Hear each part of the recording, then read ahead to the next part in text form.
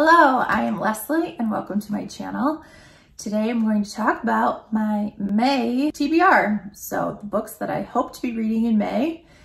And because Michigan is still shelter in place, I assume I'll be having a lot of reading time, and truthfully that's okay with me. We'll start with the book that I am currently reading, and that is The Light Over London by Julia Kelly. This is a World War II story. It's really a dual perspective, so it's World War II and present day. It's about a woman, present day, who finds a diary from the woman in World War II, and how the woman in present day is finding out the story of the woman from World War II. This book so far has been enjoyable to read. There's nothing like super groundbreaking about the story, but I love World War II fiction and nonfiction. This book is sort of hitting all the right notes for me so far. I am also currently listening to The Poppy War by R.F. Kuang on audiobook, and this is a fantasy-esque book set in China, I believe, and I'm only a couple hours in, so I can't give you a ton of detail about it, but I am enjoying it so far. And it's featuring a main woman protagonist who enters sort of a training school, military training school, to become a general, and we'll see what happens from there. The next book I hope to get to is The Clan of the Cave Bear by Jean Auel. I happened upon this book in a list of books that were popular or bestsellers in the year you were born. I was born in the 80s and this book was written in the 80s. So I decided to give it a try since it was a bestseller at one time. And this is a story that takes place about a girl who's kind of found wandering, meets up with a clan, and they take her in, but there's power struggles and survival. And it just sounds kind of like an epic. I think there are 4 books in the series, maybe 5.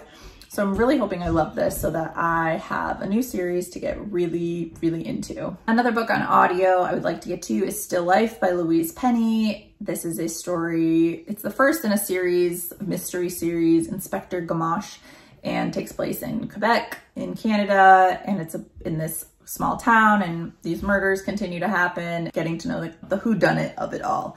I've heard really good things about this from most people. There's a few people who are like, meh, I just don't see the hype. I really got into reading a couple of mystery series earlier this year, and I feel like I could be interested in reading another one, so I'm gonna give this one a try. Also, if you've read Still Life, let me know if you've liked it, if it's worth digging into this series. As far as nonfiction, I hope to get to The Pioneers by David McCullough. I have enjoyed David McCullough's books.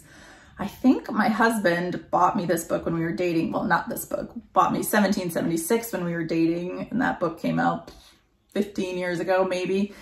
And I don't even know if I ever fully read it, but I've listened to a bunch of David McCullough's books on audiobook, and I've thoroughly enjoyed them. This book is really about transforming the West side of America.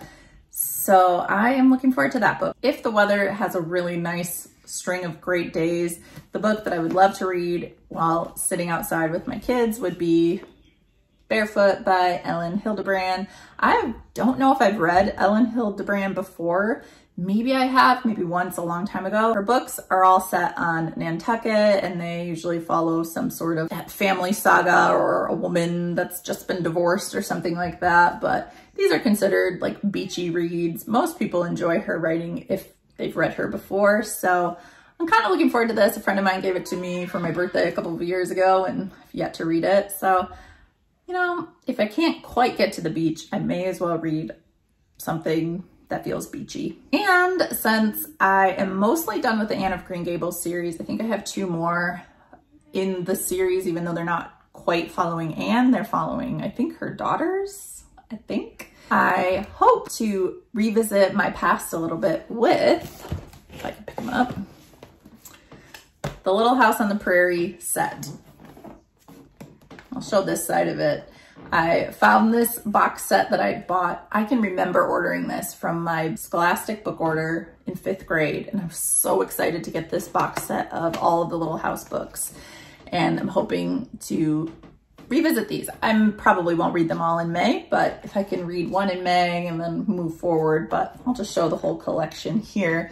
Except as I was looking through this collection, I realized I have 2 copies of the first 4 years, and one copy of In the Land of the Big Red Apple, which is just like a spin-off book written by a different author, and I'm missing Farmer Boy and The Shores of Silver Lake.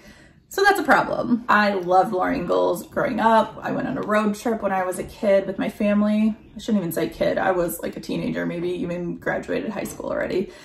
And we went on a road trip out to South Dakota to see Mount Rushmore. And I made my parents take a major detour to go see one of the Laura Ingalls Wilder homesteads. And it was really cool.